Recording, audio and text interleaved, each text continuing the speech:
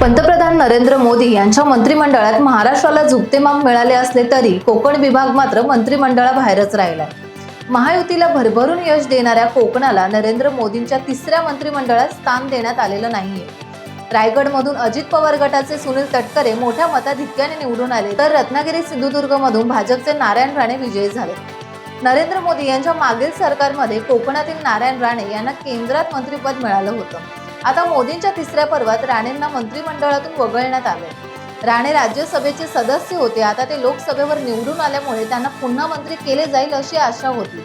मात्र तब्येतीच्या कारणास्तव त्यांना मंत्रिमंडळात स्थान देण्यात आलेलं नाहीये असं सांगण्यात येते। दुसरीकडे भाजपने अजित पवार गटाला स्वतंत्र प्रभार राज्यमंत्रीपद देऊ केलं होतं, मात्र अजित पवार गटाने राज्यमंत्रीपद नाकारले। प्रफुल्ल पटेल याआधी कॅबिनेट मंत्री होते, त्यामुळे त्यांना राज्यमंत्रीपद देणं बरोबर नाही, आम्ही थांबायला तयार आहोत अशी भूमिका अजित पवार यांनी मांडली होती।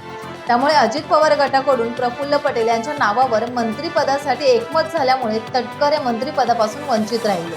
टाइम्स डिजिटलला लाईक करा, सबस्क्राईब करा, शेअर करा आणि बेल आयकॉन दाबायला विसरू नका। पाहत रहा टाइम्स डिजिटल।